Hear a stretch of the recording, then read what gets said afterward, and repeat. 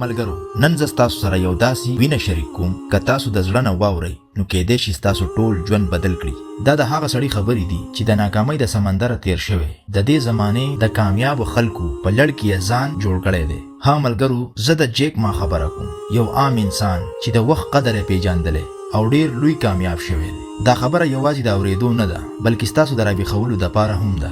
ژوند د قسمت انتظار کولو سره نه جوړیږي بلکې ستاسو د فیصلو نه جوړیږي. نو ځان تیار کا، ځکه په راتلونکي 100 منټو کې داسې خبرې به واورئ چې ستاسو د سوچ طریقه او کیدای شي ستاسو ټول ژوند بدل شي.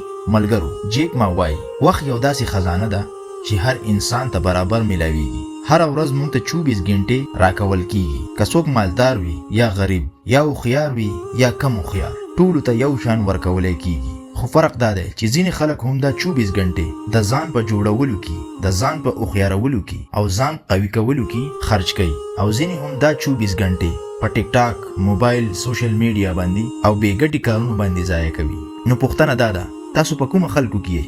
آیا تاسو خپل وخت د ځان د ښه کولو دپاره استعمالوئ که د بل چا د کامیابېدو دپاره وخت ضایع کوئ؟ حال دا چې تاسو هم په هغه ځای ولاړ یئ. جیک ما وایي کله چې زه ځوان وم زما سره پیسې نه وي، نه مې ښه تعلق و، نه مې ښه پوزیشن، نه ښې نمبرې. زه په سکول کې ډېر ځل ناکام شوی وم، تر دې چې داسې به ما احساس کوو چې ناکامي زما د نوم برخه ده. زما سره یو څیز وخت، او ما دا خبره وپېژانده که ما خپل وخت په صحیح کار باندې خرچ نه کو زه به ټول عمر غریب پاتې شم.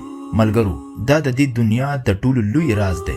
که تاسو دا هنر زده نه کړئ چې وخت به څنګه د خپل ځان ښه کولو دپاره استعمال کو، نو تل به د هغه خلکو لپاره کار کوئ چې دا هنر زده کړی دی. که تاسو ازادي غواړئ، کامیابي غواړئ، بدلون غواړئ، نو خپل وخت ته هم دومره عزت ورکئ لکه څنګه چې تاسو خپلو پیسو له عزت ورکوئ، بلکې د هغې نه هم زیات.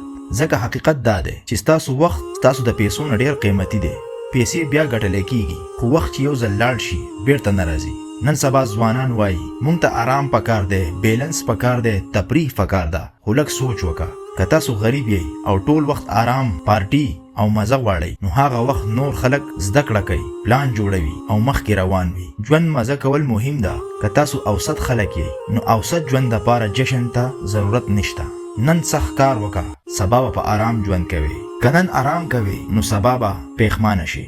که نن ستاسو نوکري ختم شي نو آیا تاسو بیا هم پیسې ګټلی شئ؟ که ستاسو د ډګرۍ حیثیت ختم شي آیا تاسو مهارت لرئ؟ په سکول کې، کالج کې تاسو ته صرف یو کاغذ درکولی کیږي، خو ژوند مهارت غواړي. که تاسو له د خرڅولو چل درځي نو وږی به پاتې نشي. که لیکل درته درځي نو لاره به پیدا کړي. نو یو مهارت زده کړه. هر څه نن سبا په یوټیوب او په فیسبوک باندې مفت دي. که بیا هم نه زده کوئ ستاسو د کامیابۍ په منځ کې دیوال ټیک ټاک، سوشل میډیا، نټفلیکس دی. که وایې وخت نه لرم نو خپل سکرین ټایم وګوره. خپل ځان ته دروغ مه وایه. که هره ورځ یوه ګنټه یو نوي سکل، یو نوي مهارت له ورکړي نو په یو کال کې به ډېرو خلکو نه مخکې لاړ شي. یاد ولره که مخکې نه ځې نو شاته به شي. کامیابي د لویو ټوپونو نه بلکې د وړو وړو قدمونو نه راځي. پوره کېدل مهم نه دي، دا هم مهم دي.